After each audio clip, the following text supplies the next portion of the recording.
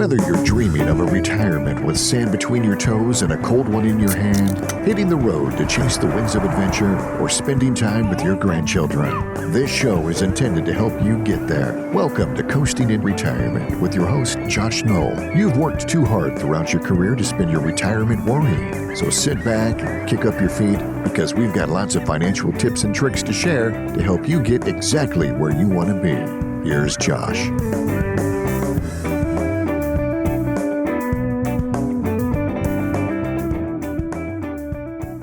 All right, good afternoon, everyone. Welcome to Coasting in Retirement. That's right. Here we are today. Josh Knoll here, alongside my co-host, Michelle Lee Melton, my radio partner in crime, my midnight rider. So, folks, we are here. We're excited to be back recording in Coastal College's podcast studio. We're here in beautiful downtown Fairhope. We're excited about the show we have today. We got another killer show for you all tuning in. We also got a little brief bit of news before we get started. Woohoo! Right. We are opening, I guess technically it's one new office, but really it's two new offices. That's true. Our Fairhope office, we've been in downtown Fairhope now, I think 7 years at least. We moved to a bigger place just south of downtown Fairhope, about a mile out.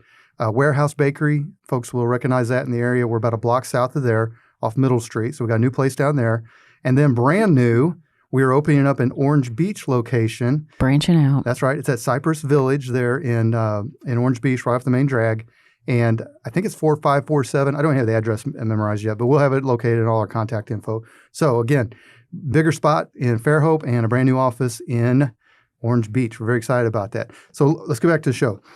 Listeners, Michelle and I are here today to discuss financial topics relevant to those of you in or near retirement, living your best life along our part of the Gulf Coast. Now, if you're just tuning into the show, first I want to welcome you. You're listening to what we consider Lower Alabama's most dynamic financial radio show anyway. Here's what we got in store for you today. First segment, we deep dive on our topic of the day. Second segment, it's about 15 minutes past the hour. Fan favorite, Michelle with the news of the week. Third segment, roughly 30 minutes past the hour.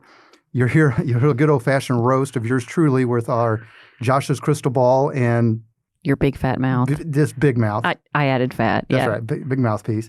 And then as you learn, as you all have learned, I have a lot of opinions, lots of them. So anyway, buckle up. We got a lot to pack in, and be ready to be both entertained and enlightened. And for those of you new to the show, also a quick background on me.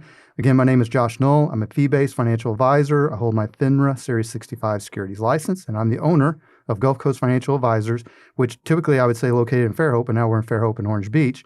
We are an independent investment management and financial planning firm. You can find more information on me and Gulf Coast Financial Advisors on our website, gulfcoastfa.com. That's GULFCOAST, FA is in financialadvisor.com. Or you can always call us at 251-327-2124. If you missed that just now, don't worry about it. We'll repeat our contact info several times throughout the show. All right, so let's get into our main topic of the day. I'm going to start with a question for you, Michelle. Okay. Have you ever felt, quote unquote, better after watching the evening news for a prolonged period of time? It's a hard negative. Well, why not? Because it's doom and gloom, and they just capitalize on that. It needs to be like end with a Care Bear stare or something if they're going to do that. You know, like a feel-good moment. That dates us right there. Yes, and Thundercats always had a good theme that ended it. So. Well, okay, so on that happy note, we're probably going to have our first slightly controversial show today, Michelle. Let's get it. I mean, not bad, but we'll probably anger a few listeners. Ruffle some feathers. Yeah, and people will probably think we lost our marbles. But listeners, I want you to listen to the things that we're about to say, what I'm about to say. Maybe even you write it down and then take some time to consider the wisdom of my advice before firing off an angry email. Our episode title is pretty tame. It's going to be called today, 5 Things That Retirees Should Simply Ignore in Retirement. But I made the decision to bring some of my life experience into this debate as much as my financial advisor experience. And in doing so, we'll probably ruffle a few feathers. So be it. All right, Michelle, you ready? I am. All right, so here we go. We're going to list the 5 things that retirees should simply ignore in retirement, and then we'll circle back and discuss each individually. And this is what I was talking about with some listeners going to think we lost our marbles. We're going to dive headfirst in what we used in our opening example. The first thing that retirees should ignore in retirement is the news, in general anyway, especially the evening news. Yeah, the evening does seem to be particularly bad because some of the Sunday programmings, like I use Sunday morning, it always ends on a good nature note. Yeah, the evening is a totally But different it's total animal. disaster evening. Yeah. And here's the thing. Setting up nightmares and whatnot. Right. I'm gonna make the case that it's more often than not a waste of your time, and it only exists to sell advertising. We'll have some specific and recent examples. And really, for one example we'll talk about right now, all the noise around the recent debt ceiling standoff. Pshaw. It ended up being a complete waste of most people's time and was used to get a bunch of people worked up and scared, and what I consider needlessly. All right, number 2. These, again, 5 things that retirees need to ignore in retirement. Number 2 is Social Security is going broke. So I'm going to tell you all, your grandkids may need to worry about this, possibly your kids to some degree, but those of you in or near retirement, you're fine. We'll discuss. Michelle disagrees. I'm very sketch about Social Security. Well, I'm going to make you It's feel suspect to me. All right, number 3, things to ignore in retirement. The stock market. What? Wait, right? I'm a financial advisor. Yeah. Right? It's my job to watch the stock market. That's true. Right. I mean, it is to some degree. Or the way I don't sit around and stare at 3 computer screens all day and stress out. That would be a day trader. But neither should you all if you're listening. In our particular practice and most financial planning practice, the focus is on the financial planning, and we'll discuss why the proper strategy in retirement should alleviate you having to check on your investment accounts often. Now, you want to totally ignore them, but you don't need to be checking them all the time if you got a good financial plan in place. All right, number 4, no particular order. Things to ignore in retirement. Any news about cryptocurrency, meme stocks, or anything guys like Jim Cramer have to say? Or just avoid cryptocurrency. I'm actually looking forward to discussing this one. There's more information since we drafted this. No doubt. All right, lastly, 5th on the list, 5 things to ignore in retirement. People that use scare tactics to sell you a financial product in retirement. Now, I say financial product, but I don't care if it's precious metals, a timeshare, an annuity, or just good old-fashioned snake oil. Yes. If someone has to convince you that the world is going to HELL in a handbasket to sell you a financial product, run away. Don't walk. All right? Yep. All right, so Michelle, let's dive into each individually quickly. First, let's talk about the news. So here's my case, and I want to get specific because I don't want to be too broad brush here. We have people that probably watch some news channels, some that watch the other, and they're going to have their strong opinions on it. I just know if I was saying this opinion and I was in my 20s, you could probably brush this off. The fact of the matter is I'm pushing half a century old. I've seen this stuff in effect. I've seen it with my clients, my family, my friends. When you sit around and listen to the evening news, I'm going to put it this way, Michelle. I had a guy, a mentor, Eric Lucy, years ago. I used to really listen to a lot of talk radio, right? You still do. Well, but I listen to more podcast silly stuff now. But I would listen to the stuff that really got me worked up and upset, right? And I would talk to him. Again, he was kind of a mentor. And he was always at peace. He always just seemed so calm no matter what was going on. And I was always just like so wrapped up. Like, oh my gosh, I think the world's going to end tomorrow. And he told me one time, and I'll never forget this. He said, why don't you do this, Josh? Why don't you turn off the talk news for 6 months? Don't listen to any of it. Then I want you to turn it back on. And then I want you to come and report to me and tell me, has anything changed from what they're talking about? Has anything gotten done? Has anything been improved? That's accurate. It was pretty, yeah. Right. And so I did. I followed. I think I went about 3 months, but I turned it back on. I'm like, okay, this is just the same stuff regurgitated. Some other places on fire. Some other places on fire. Now, folks, I want to make sure we're clear on this. We're not saying to stick your head in the sand and ignore everything. I read, as Michelle can tell you, and through the research she does for the show, I read a ridiculous amount of news. Right? Correct. Right. I listen to a lot of podcasts. Including waking up at wee hours in the morning. Well, and the thing that my mentor, Eric Lucy, told me was, he said, I'll also make another bet. Even if you turn that stuff off, he said, even if you quit listening to the news, if something important happens in the world, you're going to hear about it. Truth. And it was the truth. All right. Our example here is with the recent debt ceiling conversation going on. Michelle, I got a question for you before we move on to the next topic. Okay. All right. The debt ceiling in the United States has been increased 78 times since 1960. Do you know how many times the United States government has failed to pay its obligations or service its debt in that time period? Goose egg. 0 times. And so my thing is, as a hyper-specific example, is the debt ceiling matters more as a political tool to leverage what each side wants. Agreed. Agreed, right. And no matter what you hear from any politician on either side, no one would ever want to be responsible for the U.S. defaulting on its debt. The fallout would be catastrophic. It would lead to probably an almost immediate crippling of the U.S. standing in the world. particularly, it would elevate our enemies and our rivals. No one's going to be dumb enough. And to the Federal Reserve guy goes to Grateful Dead shows. Right. So that's my case. So he's not stressed. Don't think 5 things to ignore in retirement. For the most part, evening news. And here's the thing, listeners. I'll put it this way. Again, I'm not a kid. I've been on this earth for a while. Do this a little self-check like I did. When you go to watch your evening news, to make a little note of how you feel before you start watching. Make a little note how you feel when you're done watching. If you feel better, congratulations. Send me a note and I'll buy you a beer or send you some money or something. Because if I'm a betting man, I'm gonna say that you feel worse. A lot of times it's for stuff that you don't even remember that is kind of a complete waste of your time. All right, number 2, Social Security is going broke. So Michelle, this is a concern of yours. Yes. All right. Do you mind to explain to the listener why? Because I think you hold a common viewpoint. Well, I have heard over and over again since probably in my 30s that it was going to dry up by the time I would actually need it. Right. And I don't know if that's true or not, but I don't think it's not true necessarily. Even though they did raise the money this year for what people get off of Social Security. Yeah, that cost of living. And I don't know. Yeah, I don't know how much before that they'd done that, but so that was encouraging. But yeah, I'm suspect about Social Security. Well, so mathematically, how it's structured right now, sometime in the 2030s, yeah, technically it will be broke, right? That's not far away. But here's the thing, folks need to remember, all right? Especially if this show is for those of you in or near retirement. Although we have people of all ages listening, it's similar to what we talked about with the debt ceiling. If you wanted to see a political party or group of politicians get run out of office faster, have them mess with retirees' benefits. They're done. They're toast.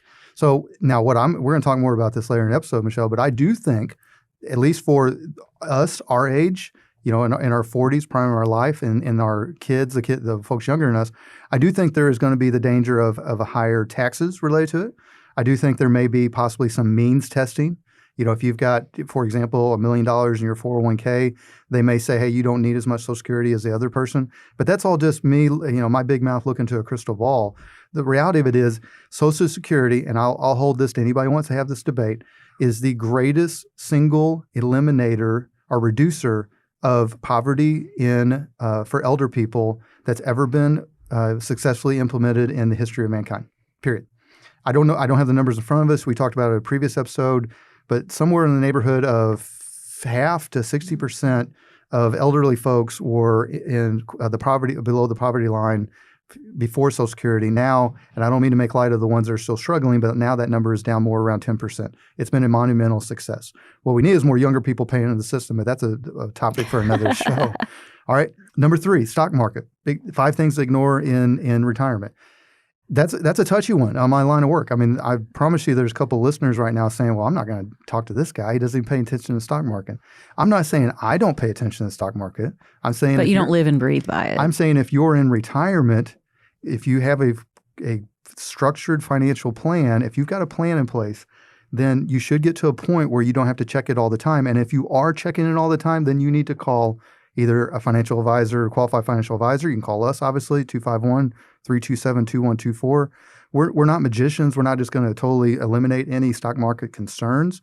But there is a way to get structure in this whole thing where you're not constantly checking your accounts. And if you are, you need to have a conversation, in my opinion. Let the people that are in the business or younger, let them worry about it for you and do the work in the financial plan so that you can live your life, okay? Number 4, and we're going to pick on more of this later in episode 2, but number 4, things to ignore, and this one I'm going to say totally ignore in retirement, those in or near retirement. Any news about cryptocurrency, meme stocks, or anything like guys like Jim Cramer have to say. All right, so we have tried to be fair on this show regarding cryptocurrency, right? We have. Yeah. No, we've given it a lot of airtime and looked at the bonuses and negatives. Yeah. Well, because as we've said in the past, Michelle, you and I both grew up in an area with all this technology change where the thought, if you'd asked us in college, did we think we'd be running around staring at a phone in our hands and checking our email on our phone and all that? We said, no way. Right? How's that going to happen? Yeah, because we barely had the internet then. Right. Yeah. So we've seen things change. So you try to keep it. You don't want to be the get off my lawn guy on some of this stuff.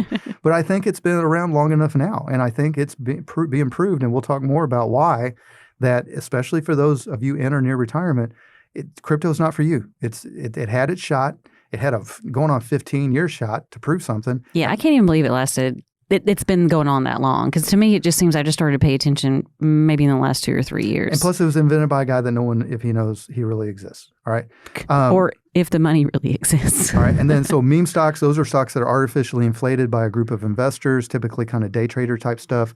I think the latest one, what's the business just went out that we like to shop at? BBB. Oh, yeah, Bed Bath & Beyond. Yeah, they've done a little meme stock stuff with that. That of course, I just lost a bunch of regular retail investors a bunch of money. Our store is closed. I was there last night in that shopping center. Right. Dark. And then, so we pick on Jim Cramer. So in the past, we've picked on Dave Ramsey a little bit. We've picked on Ken Fisher. We might pick on him some more, though, because he's in a huge lawsuit. It's fair. Now we're going to pick on Jim Cramer. The guys that, we'll talk about more about this. We've got, I think Michelle pulled up an article or something. I did. Where Jim Cramer's recommendations have actually underperformed just a S&P index fund. Yes, and something else too. It's no bueno. Yeah, there's no bueno. All right, and then lastly, 5 things to avoid in or near retirement. Anyone that tries to use scare tactics to sell you a financial product. Now, this kind of, as you can tell, there's a little bit of a tie to all these things. A lot of the fear, or a lot of the selling around crypto was, hey, if the U.S. or the world financial engine falls apart, you can turn to crypto. Things with what stock market, you have people selling you financial products, typically a lot of times insurance products. They're selling you like, hey, you can't trust stock market. It's going to crash. It's going to wipe it all out. Social Security going broke is a common thing that are used by, I hate to say it, but financial advisors use Social Security going broke to sell certain products and services, right? So the main thing is, it's fine if you want to hear that part of it out. What you'll probably find is typically when someone uses scare tactics to sell you a financial product, they probably are just really, really talented at telling that story. And I can tell you, I've been in the business now going, 14, 15 years. A lot of times they don't even buy it, but they're just really good at doing it. It sells a lot of stuff, especially the advertising. Back in the day, we're going to talk about more of this later, but when the internet, like Michelle and I talked about the internet coming along, social media, one would have thought that would have maybe made it more common on some of the interest and the products and services people buy. In fact, what it's done is the opposite. It's made it really, really narrow lane. And advertisers and really good salespeople are good about picking out the, how would I say this, Michelle? The weaknesses of a particular, particular prey segment. Upon, yeah. Prey upon. Yeah, they know how to prey upon it very well. And if you're seeing a lot of stuff in your social, if you go pull up Facebook and you see a thing, such and such is going to end next week, buy this, then you'll understand what I'm saying. All right, so those are the 5 things. Let's list them real again before we move to our next segment. 5 things for those of you in or near retirement to simply ignore in retirement. First was the news, the evening news specifically, all right? Yep. Second was Social Security is going broke. Third was the stock market. Fourth was cryptocurrency, meme stocks, guys like Jim Cramer, blowhards, and then anybody trying to use scare tactics to sell you a financial product in retirement. All right. Yeah, Jim Cramer's a Harvard law graduate, by the way. He's a smart guy. I mean, I know, but really, lawyers? Well, remember, what people got to remember, Jim Cramer is on that show to sell yes, one thing, advertising, so he can make that's it. Yeah. Okay. All right. So, folks, if you're interested in learning more about what we had to say there, learning about how that we handle our business, why don't you give us a call at 251-327-2124. And, of course, you can always find us at gulfcoastfa.com. That's GULF, like the Gulf of Mexico, Coast, and then FA is in financialadvisor.com. And as we announced at the beginning of the show, you can now find us not only in Fairhope, but in Orange Beach. Woohoo! All right, folks, coming up next, there's always a lot going on in the world, particularly the world of finance. And this past week, and literally any week, is always a great example of big news in finance. So every week, Michelle and I scour what she calls the interwebs for helpful financial articles related to our topic of the day, especially articles that pertain to those in or near retirement. So join us after the break to hear Michelle and I discuss this week's relevant headlines in our Michelle with the News of the Week segment. Stay tuned.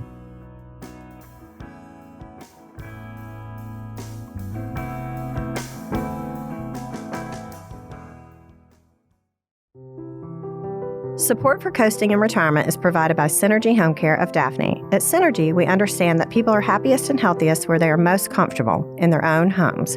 From companionship to around-the-clock care, we offer a range of in-home care services so your elder loved one can confidently age in place in the familiarity and comfort of their own home. In addition to seniors, we proudly provide wholehearted in-home care and support services to your loved ones who are living with a chronic condition, recovering from cancer, illness, or surgery. From personal assistance with bathing and dressing to senior companion care to fight isolation and loneliness, To support with housekeeping, errand, and transportation services, sometimes just a little extra help at home can make all the difference.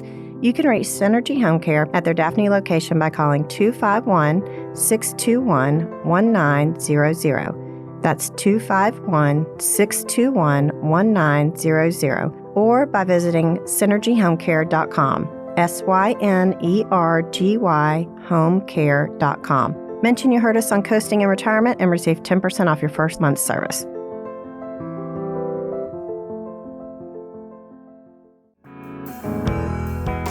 Welcome back, Coasting in Retirement. Your host, Josh Knoll here. So as we discussed before the break, every week Michelle and I scour what she calls the interwebs for helpful financial articles related to our topic of the day, especially if those articles pertain to those of you in or near retirement. And what we're going to do is try to help you all understand and decipher the deeper meaning of these headlines, or at the very least, hopefully provide some context. So without further ado, here's Michelle with the news of the week. All right, Josh, since we've already probably riled some people up by telling them to turn off the news and ignore their investment accounts, let's jump right into a news site often featuring strong opinions. I thought you'd find this both interesting and a little funny. Fox News had two articles, not just one, but two, about the debt ceiling published within about a week of each other. One is titled, Biden must resist Republican debt ceiling demands, while the other stated, why Biden needs to bend in the debt ceiling standoff. That second one had a lot of alarming numbers, if they're even real. I'm not sure. Now the whole debt ceiling thing's not real, so whatever. Right. Okay. So now, to be totally fair, the article that says Biden needs to stick to his guns was written by none other than Bernie Sanders, which I had to Google because I didn't know if this guy was still alive or not. He very much I'm is. serious. I did not know. Yeah, well, he sidelines as Larry David, I think, at times. I think you're right. I mean, vice versa. Yeah. So anyway, that was just kind of interesting in and of itself. And then there was two questions. Why is Bernie Sanders writing for Fox News and he's still alive? I had to figure out. And which of the articles do you agree with? All right, so I guess first let's give credit to Fox News for having Bernie, literally what could not be more further to the left. Yes, of a yin and contributing yang. author. Yeah. So, and to answer your question, I agree with neither. Okay. Now, when we originally were going to record this show, the debt ceiling still had not been resolved, but we were sitting like, okay, it's going to be resolved as we go into studio, which is what happened. Yes. And I think really what this is, Michelle, it's a stark example of the posturing and the political positioning that both sides do to appease their base. Get everyone worked up and scared, 100%, and then slide into certain political requests, weird things in there just to and they do the stuff that they normally couldn't get approved through the normal political process. So I thought that was pretty good. I mean, literally two articles, right, bang bang, back to back. Both sides of it, and I think. I think what happens, this is a great example of what you see a lot of times with the news in general, is you feel like you're just yo-yoed around. Truth. And you're like, okay, what am I actually supposed to feel? Well, what you're supposed to feel is confused enough that you keep on listening. Yeah, but not devastated. And sell more advertising. Right. Right. No, I do. You don't agree with either one of them, which is funny. I do agree with that. Okay, what's next?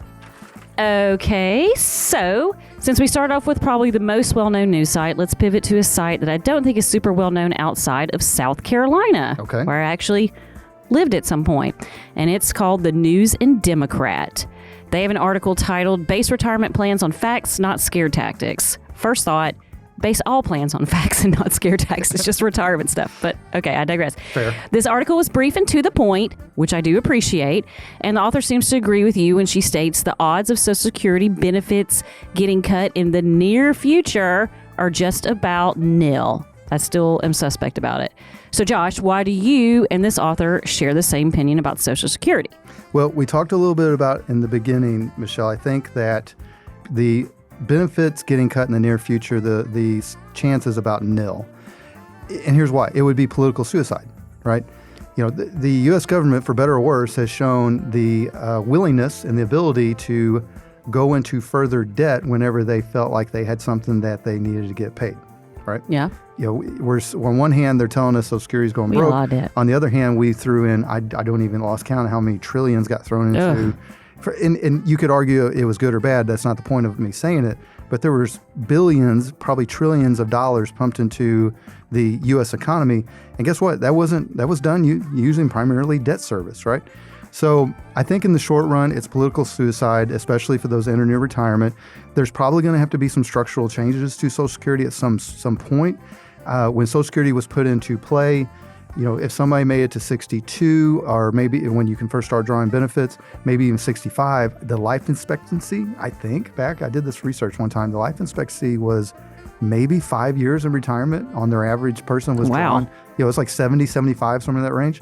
Well, now you got people you got people regularly living into their 89. We're going to be centurions from and beyond, right? Yeah. And so the system was really never designed to accommodate that. Not that dissimilar to pension plans. Pension plans have a very, very similar problem that Social Security does. People are just living longer than they ever actually based their plans on in the beginning. So I think in the short term, I agree with this author.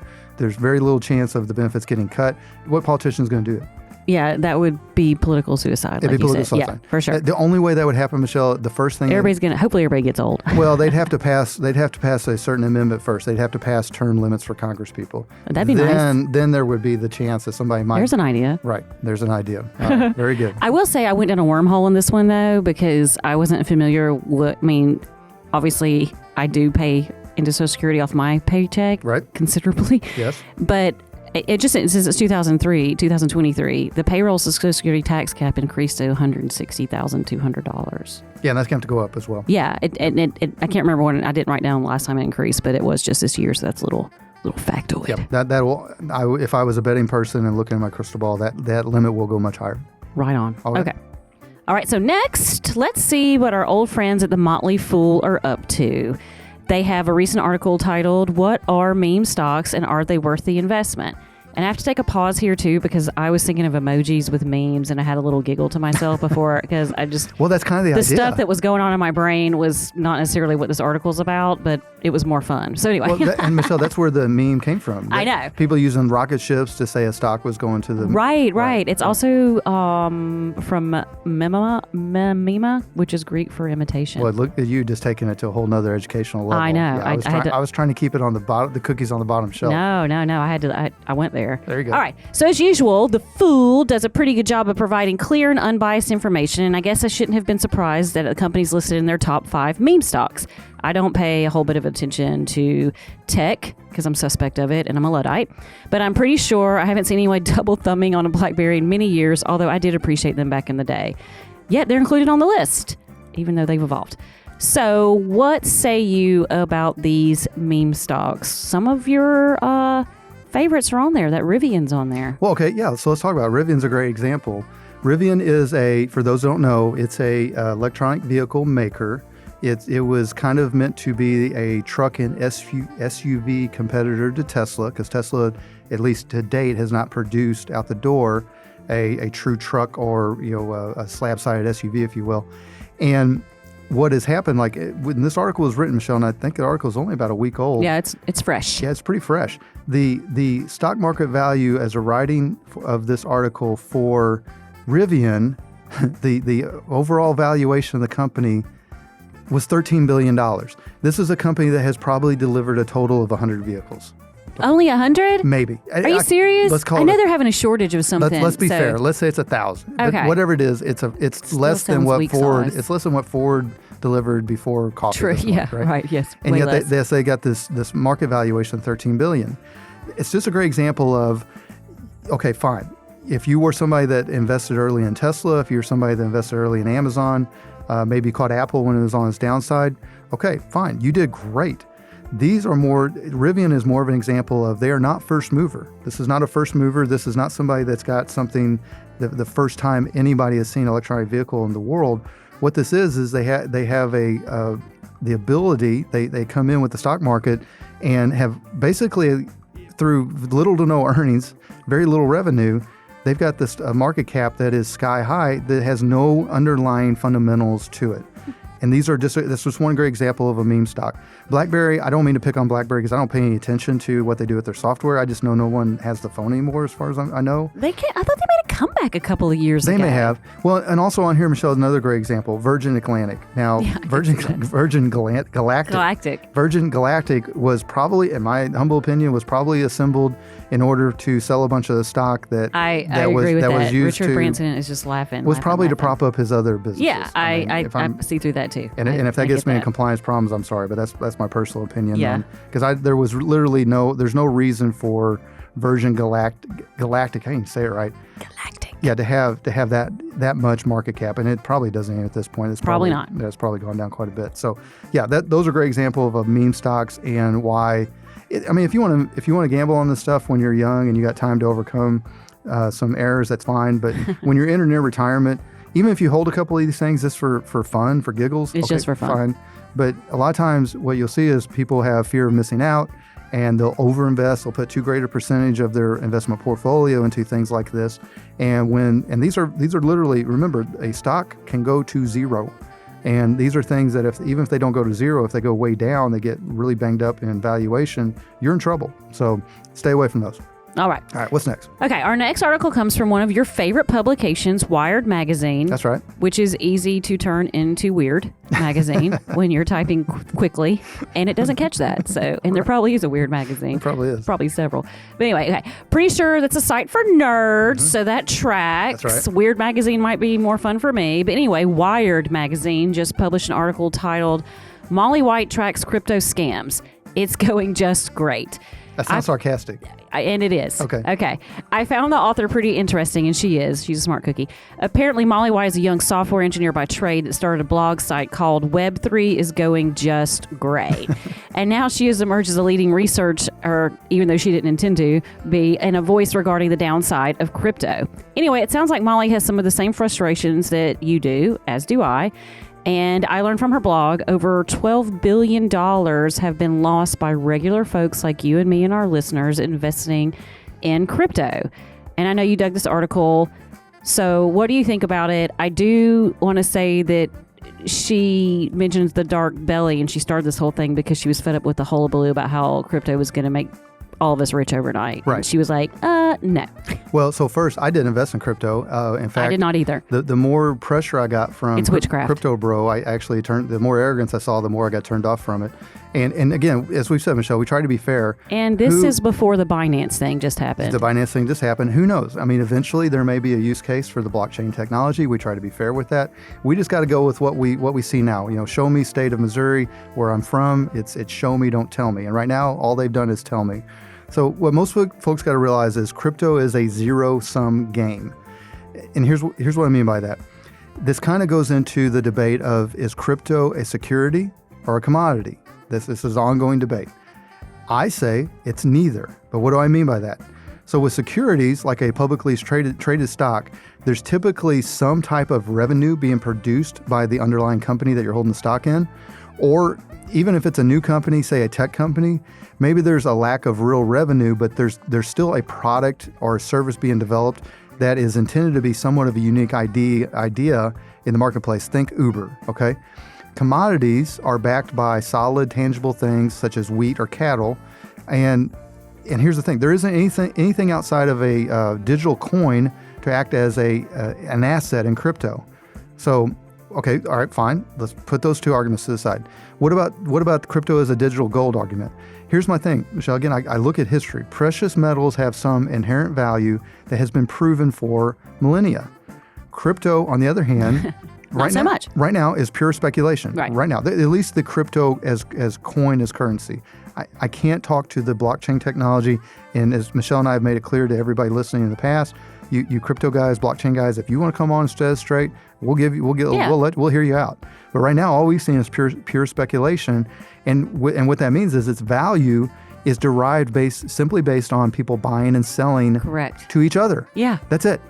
And I'm going to take a guess. Michelle mentioned it, that this recent Binance scandal is probably going to expose how much of that quote-unquote value actually came through what is called wash sales, where you're basically buying and selling the same thing over and over to create the illusion of a market for that thing. True. This guy that did the whole Binance thing, it must have been at least half a dozen of his own companies, and that's exactly what they were doing. They were buying, just selling from each other, and so it inflated it, made it look glamorous and shiny, and look where it is now. It's a hyper version of what in the stock market is called a wash sale. All right, very good. Okay. We got time for one more? I think so. All right. All right, so you're familiar with the website The Street. Just kidding, it's The Street. The Street. Yeah, Yes. I am. It's basically it's intended to be a financial news and literalist. I can't say that word. Literalist? How do you say? Literacy? Thank you. Yes. Are you illiterate? No, I have an overbite in some words I can't Literacy. pronounce. Right. Okay. Well, they had a recent article simply titled Handling Market Volatility, Okay. which is hard for me to say. There you go. So, this article contained quite a bit of info that seems to jive with your focus on having a financial plan to help weather the ups and downs of the stock market. I also found this interesting because your old buddy Dave Ramsey, apparently his Ramsey Solutions Group did a study a few years ago of over 10,000 millionaires and found that 94% of them worked with the financial advisor to achieve their money goals. Da-da-da! Yay. So, why do you think this is? I know the answer. And why am I not one of these 10,000 millionaires yet? I guess I need to set up an appointment with you. Yes, you do. All right. So, fun fact, Michelle, one of the founders of The Street was none other than Jim Cramer. I read, you told me that. Right. So, what this article means, and I'm going to... Also suspect. Yeah, also a little bit. I'm going to push back a little bit on that 94%. That actually sounds a little high. It makes guys like me look really good. That's great. You think it's like 75? Well, I'd say for 10,000 millionaires, a lot of them made their money by owning or creating something. And then once they owned once they owned it or created it, then they probably brought in some financial advice. As I tell my clients, my business owner clients, I feel like I do a good job. I definitely try hard. I do great. I do what I can do on financial planning. I've been doing this for a lot of years, but no one can beat what you can do with your own talent, your own uniqueness, if you're looking at creating an idea or a business. That's always going to get you, typically, if things go well and you make the right moves, you're going to have a much greater chance of creating significant wealth going down that route. Now, that said, I think that this article definitely has a great point in that having a financial plan will definitely help you weather the ups and downs of the stock market. We talked about it in our opening segment, 5 things to ignore in or near retirement, one of them being the stock market. You can actually shoot yourself in the foot by watching your investment accounts too much. I see it all the time. You're literally, everybody says it and they know it, but they still will sell when other people are selling, and they still will buy when other people are buying, which is the exact opposite, generally speaking, of what you want to do. Typically, what you're going to do is you're going to dollar cost average over a number of years, so you're kind of smoothing out some of that. But at the very least, what you don't want to do is sell when everyone else is selling, as long as you've got, that's a broad statement, as long as you've got kind of quality holdings. I mean, if you've got quality companies that actually have real revenue, not crypto, not a meme stock, they've weathered, some of these companies that you're holding stock in where the stock's beat up, these are companies that survived the Great Depression. They're going to survive whatever's happening right now. So just hang on, okay? Remember, because it's not a loss until you sell. We just had a pandemic too, so. Right. Yeah. All right. Is that it? That's it for the news. All right. Very good. Well, great job as always. These are always important pieces of information. We feel like it impacts those in or near retirement. So listeners, if you have questions around our topics and our headlines or anything else we discussed, or if you just want to talk about your individual investment strategy or financial plan, why don't you give us a call at 251-327-2124. We can have a conversation. We can set up a free, no obligation appointment, no pressure.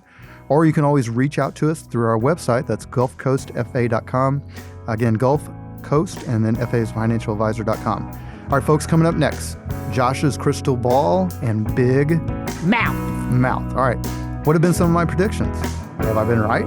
Was I ever wrong? How wrong? What do I think is going to affect investors in the near future? So we talk about all these things and poke a little fun at my big mouth. Stay tuned. Imagine for a moment that an intense storm is pounding your house. Will your roof leak? Will the siding peel away? Will your basement flood? If your house is properly built and maintained, you'll be fine. What about your 401k or investments? The stock market's had a great run the last few years, but is its current turmoil making you feel uneasy? Are you confident your portfolio is built to weather a financial storm? Well, now might be a great time to get a second opinion on your retirement plan. Call Josh Knoll and the team at Gulf Coast Financial Advisors, 251-333-5151. They'll examine your portfolio and show you if your investments are in need of some weatherproofing. Get your no-obligation second opinion by calling Josh Knoll and the team at Gulf Coast Financial Advisors, 251-333-5151. Don't let your retirement get caught in the rain. 251-333-5151. Advisory services offered through Prime Capital Investment Advisors, LLC, a federally registered investment advisor. PCIA 6201 College Boulevard, Suite 150, Overland Park, Kansas 66211. PCIA doing business as Prime Capital Wealth Management and Qualified Plan Advisors. PCIA and Gulf Coast Financial Advisors are not affiliated. Welcome back. Your host, Josh Knoll here, alongside co-host Michelle. Hello. So I am opinionated. I have strong opinions at times. I would say a radio show host that isn't a little opinionated probably wouldn't be very interesting. Very bland. Interesting to listen to. So, and I am paid in my profession to offer professional guidance and my opinions to my clients. Otherwise, I guess what use would I be? So sometimes I feel so strongly about something that I talk about it publicly, as we've done on some of our topics we keep circling back to on this show. And I've done that on various podcasts and radio shows that I've had. Sometimes I'll even make predictions. And while I'm usually proved right, I think anyway, there are times that I swing and miss. So if y'all want to hear me eat a little crow, then let's get at it with Josh's crystal ball and big mouth. All right, Michelle, what you got? Okay, so first, you stated both publicly and to your clients, often, I must add, that it is a very rare skill to consistently beat the market by a wide margin for years at a time, and that they should be very dubious of anyone that promises high returns, especially without discussing extraordinary risk.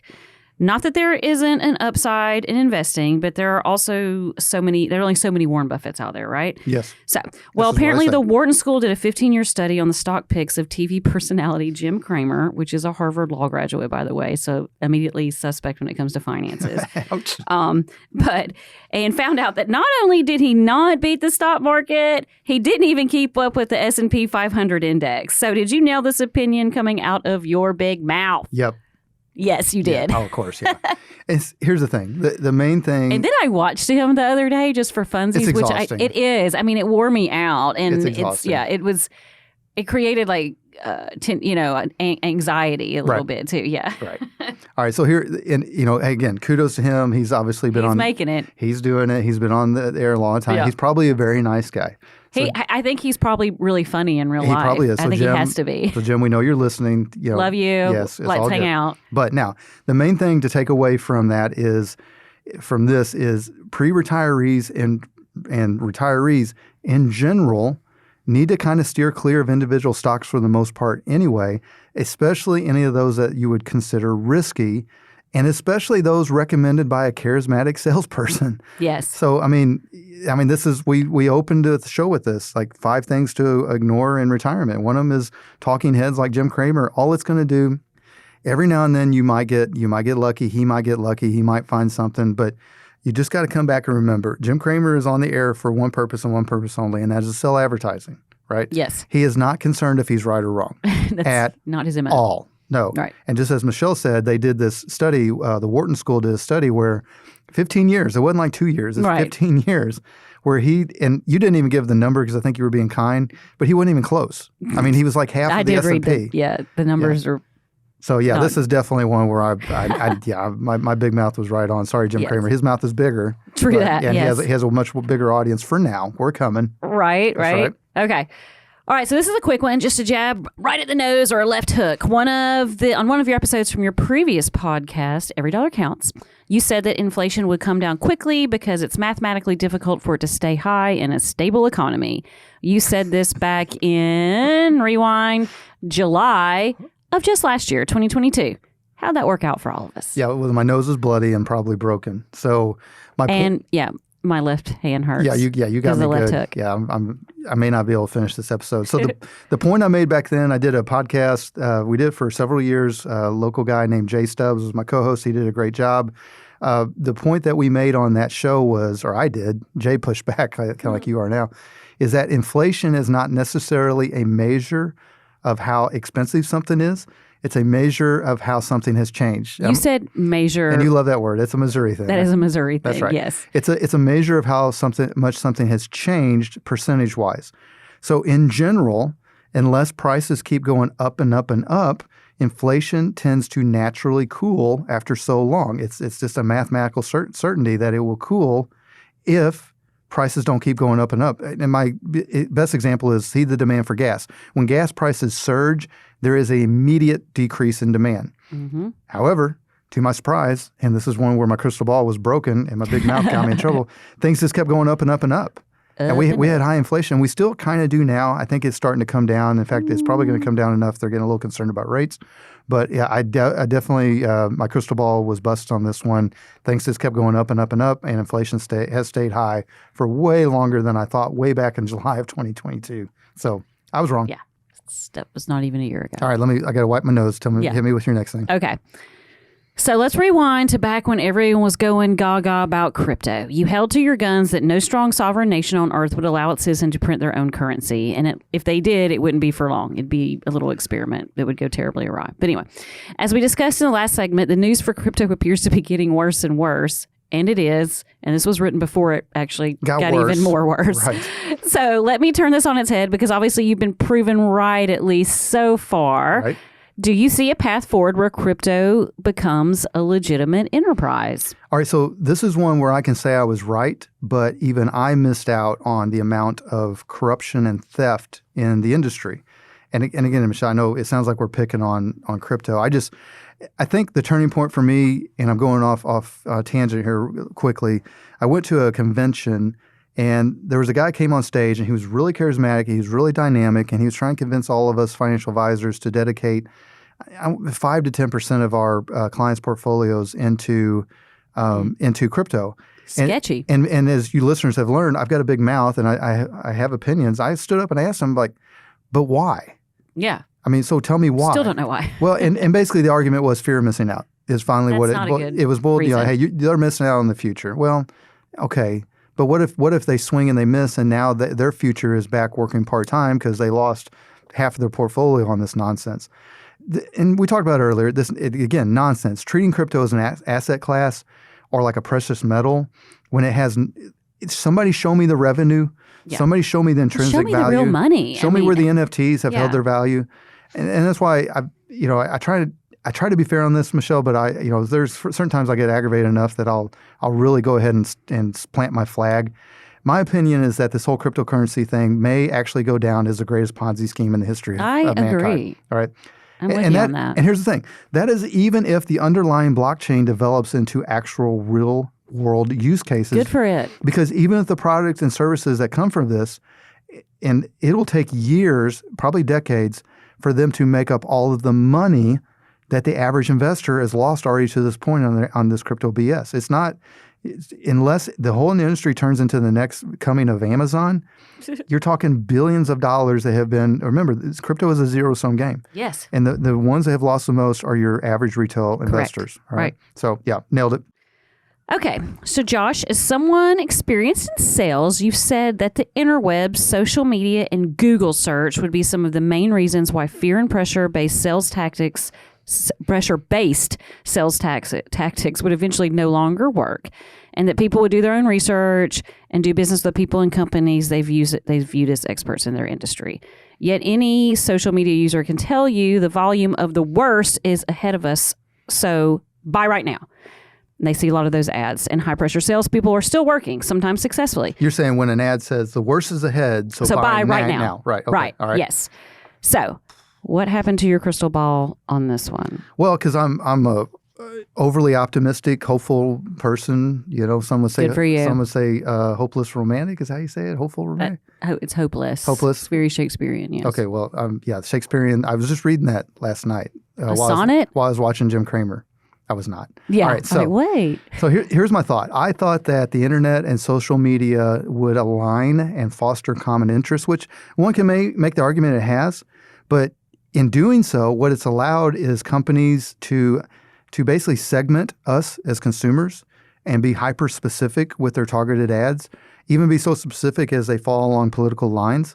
And what they've done is this opened up a door for a particular part of consumers. I would say everybody's probably got something that they're scared of that algorithms can probably eventually tell what they're scared of, and they can drill in on that. I don't know. I guess if anything, based on my social media things that pop up, I'm scared of not having a bigger boat. Maybe I don't know. Fear of missing out.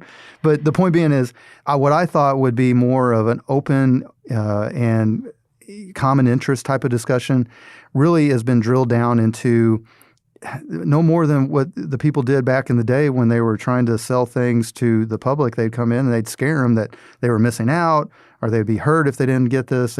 All these bad things would happen. Sometimes it's okay not to be like everybody else. I agreed. Right. Remember that when you are looking at something that you're like, they have to use the fear of the end of the world ending to sell you something, chances are, as much as you want to think you have common interests with that company or that person, you probably don't. Right. They probably just figured out a way to make money, and that's sad, and it aggravates me to the nth degree. Infinity and beyond. But unfortunately, my ever glass half full persona allowed me to whiff on that one. So my big mouth and my crystal ball was wrong. Oh, poor boo. All right, we got one more? Yes. So we'll finish with a prediction that we won't know the answer to for years. Okay. Maybe not even in our lifetime, but I doubt it. Will Social Security go away? And if not, will it stay the same? We know it won't because it changes anyway. But anyway, what does your crystal ball say about Social Security, Josh? All right, so yeah, this is where I get to make a prediction, right? Yeah, let's put a pin in it. Let's go. Put a pin in it. All right, so I'm gonna say this again. Social Security is the greatest social engineered success story in the history of mankind for reducing elderly poverty, period. It reduced it by over 90%. Now, you're going to have people pick on Social Security, and I'm going to tell you right now, because again, I've been on this earth almost half a century.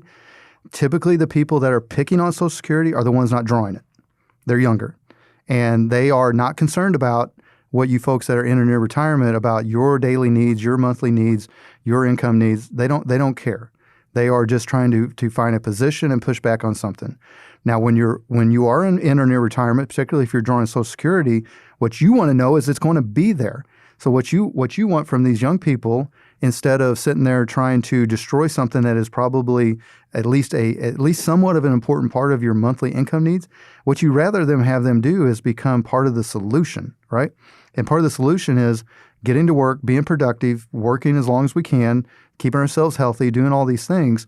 And just understand that with all that said, I still hold that, and this just what I said, Social Security has been a huge success. However, it's not mathematically going to last like it is. It's not. It's not. So well, that's why it's going to change. It's going to evolve. It's going to have to evolve. It just evolved some this year with the It's going to. There will probably at some point, especially you and I, Michelle, we'll probably look at a higher minimum age because we discussed earlier. Yeah, that's going to happen. People are living. 62 years old is not that old anymore. No, it's not. Not at all. Possibly a lower payout. I would doubt that. I do think that there's a chance of means testing, of looking at the assets and income that somebody has and using that as part of a basis for what the payout is. But I could be wrong. But it will never go away. It'll never go away unless the United States is completely falls apart. Well, we don't know if never because it might outlast us. Well, I have a crystal ball and I'm telling you never. Oh, okay. Write that down, people. That's right. All right. We timestamp this. 20 years from now, we'll have this conversation. Hopefully we're right. Well, it'll be our algorithmic AI robots. Oh, my gosh. Don't even get me started. We'll I read this disturbing. We'll have to do a whole episode on more AI. I read That's right.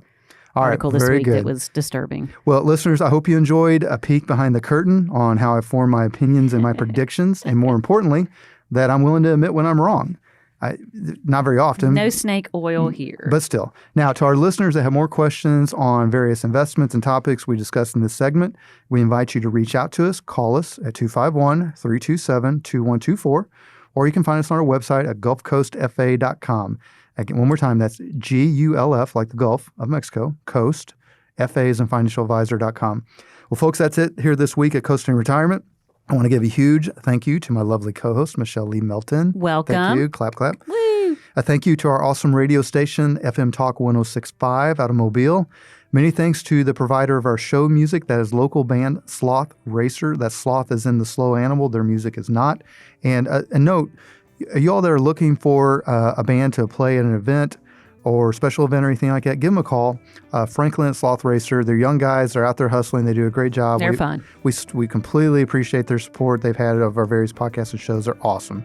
And, of course, always a sincere appreciation to all of you out there that have been listening and joining us on our journey. We would love to be, obviously, a part of your financial journey as well. Until we talk again next Sunday, have a wonderful and productive week. This has been Coasting in Retirement with Josh Knoll. Advisory services offered through Prime Capital Investment Advisors, LLC, a federally registered investment advisor. Prime Capital Investment Advisors, LLC, 6201 College Boulevard, 7th floor, Overland Park, Kansas, 66211. Prime Capital Investment Advisors, LLC, doing business as Prime Capital Wealth Management and Qualified Plan Advisors, and Gulf Coast Financial Advisors are not affiliated. Gulf Coast Financial Advisors, Prime Capital Investment Advisors, Prime Capital Wealth Management, and Qualified Plan Advisors do not provide tax, legal, or accounting advice. This content has been prepared for informational purposes only and is not intended to provide and should not be relied on for tax, legal, or accounting advice. The information provided herein is not a complete analysis of every material fact regarding any strategy. It is intended only to provide insight into the opinions of the author. All information presented is for educational purposes only and is not an offer or solicitation for the sale or purchase of any securities. Content offers commentary and generalized research, not personalized investment advice, and is for informational purposes only and does not constitute a complete description of our investment services or performance. All investments involve risk and, unless otherwise stated, are not guaranteed. Be sure to first consult with a qualified legal professional and/or tax professional before implementing any strategy discussed here.